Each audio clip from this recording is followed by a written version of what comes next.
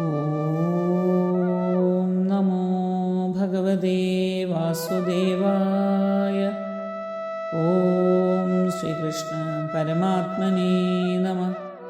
ഓം ശ്രീമദ് നാരായണീയത്തിലേക്ക് ഏവർക്കും സ്വാഗതം. ദശകം 33, 10-ാം ശ്ലോകം. രാജാ പ്രതീക്ഷ മുനിമേഘസമാമനാശ്വാൻ സംഭോജ്യ സാധു തം ഋഷിം വിസൃജൻ പ്രസന്നം ഭുക്ത്വാ സ്വയം ത്വയി തതോപി ദൃഢം രഥോഭൂത് സായുജ്യമാപച സമാം പവനേശപായ. ഓരോ വാക്കുകളിലേക്കും അർത്ഥതലങ്ങളിലേക്കും ആദ്യം ശ്രദ്ധ ചെയ്യാം. മുനിം പ്രതീക്ഷ ഏകസമാം അനാശ്വാൻ.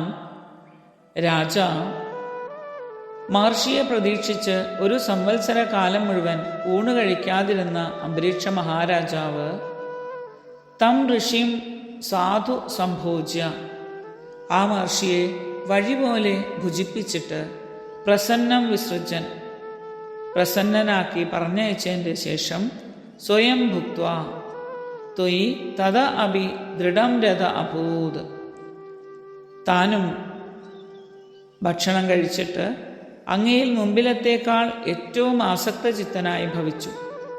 സായുജ്യം ആപച, ഒടുവിൽ സായുജ്യമുക്തിയെ ലഭിക്കുകയും ചെയ്തു. ഏ പവനേശ സഹ ത്വം മാം പായ, അല്ലയോ ഗുരുവായൂരപ്പ, അപ്രകാരമുള്ള നെന്തിരുവടി എന്നെ രക്ഷിക്കണമേ.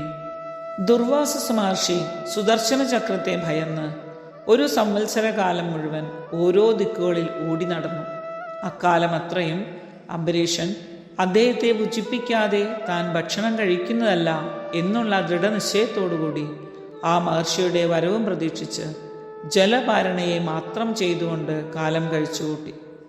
ഒരു വർഷകാലം അംബരീഷ മഹാരാജാവ് ഭക്ഷണം കഴിക്കാതെയിരുന്നു. ഏകസമാം അനാശ്വാൻ.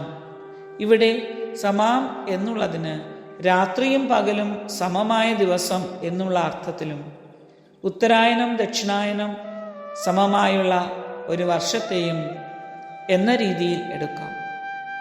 സംവത്സര അവസാനത്തിൽ എത്തിച്ചേർന്ന മുനി ശ്രേഷ്ഠനെ ഷഡ് രസോഭേദങ്ങളായ ആഹാരപദാർത്ഥങ്ങളാൽ വേണ്ടതുപോലെ സൽക്കരിച്ച് സുപ്രസന്നനാക്കി യാത്രയയച്ചു. അതിനുശേഷം മാത്രമേ അംബരീഷ മഹാരാജാവ് ഭക്ഷിച്ചുള്ളൂ. തന്നെ പരീക്ഷിക്കുവാനായി ഭഗവാൻ തന്നെ ആ മഹർഷിയെ അയച്ചതായിരിക്കാം.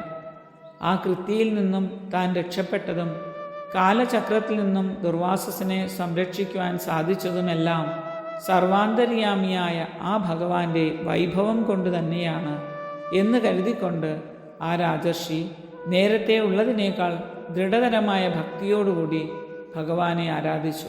ഒടുവിൽ ഭൗതിക ശരീരം വെടിഞ്ഞ് നിത്യാനന്ദ പരിപൂർണമായ ഭഗവത് സായുജ്യത്തെ പ്രാപിക്കുകയും ചെയ്തു.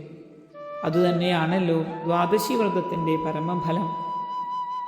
ദുർവാസസിൻ്റെ ശാപത്തിൽ നിന്ന് അംബരീഷനെ രക്ഷിച്ച ഗുരുവായൂരപ്പ, അടിയന് ഇപ്പോൾ വലിയ ഒരു ശാപമുണ്ട്, വാതരോഗം.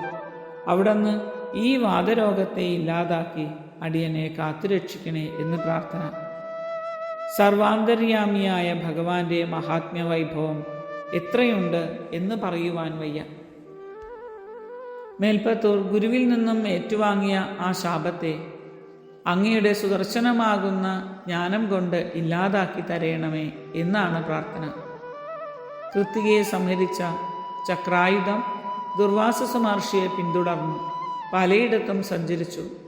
ഇതെല്ലാം കഴിഞ്ഞ് ദുർവാസസ് മടങ്ങി വരുവാൻ 1 വർഷമെടുത്തു എന്ന് പറയുന്നതിൻ്റെ സാങ്കത്യം എന്താണ് എന്നൊന്ന് ആലോചിച്ചു നോക്കാം. കൃത്തികയെ കണ്ടു ഇളകാതിരുന്ന രാജാവ് അപ്പോൾ തന്നെ നിധിധ്യാസനത്തിൽ മുഴുകിപ്പോയി. അങ്ങനെ ഭഗവത് ധ്യാനത്തിൽ നിരതനായ അംബരീഷന്റെ തപശക്തി കൊണ്ട് വിഷ്ണു ചക്രമാകുന്ന അനാഹത ചക്രത്തിൽ നിന്ന് തേജസ് പുറത്തേക്ക് പ്രവഹിക്കുകയും മുനി ഇത് കണ്ട് ഭയന്ന് ഓടുകയും ചെയ്തു. ദീർഘനേരം അംബരീഷൻ ധ്യാനനിരതനായി തന്നെ കഴിഞ്ഞു. കുറേ കഴിഞ്ഞ് ധ്യാനത്തിൽ നിന്ന് ഉണർന്ന് എഴുന്നേറ്റ ആ മഹാരാജാവ് മടങ്ങി വന്ന മഹർഷിയെ കാലു കഴുകിച്ച് തൃപ്തിയാകും വിധം ഭക്ഷണം കഴിപ്പിച്ചു. തുടർന്ന് താനും ഭക്ഷണം കഴിച്ചു. മുനിയെ പ്രസന്നനാക്കി യാത്രയാക്കിയതിൽ പിന്നെ ദൃഢതരമായ ഭക്തിയെ സ്വീകരിച്ച് മോക്ഷത്തെ പ്രാപിക്കുകയും ചെയ്തു. ഒരിക്കൽ കൂടി ഈ ശ്ലോകത്തെ ജപം ചെയ്യാം.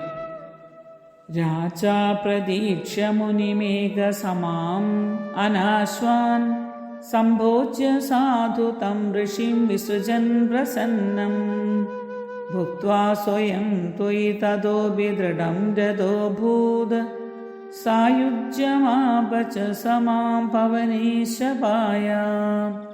ഓം തത്സത്. ഹരി ഓം.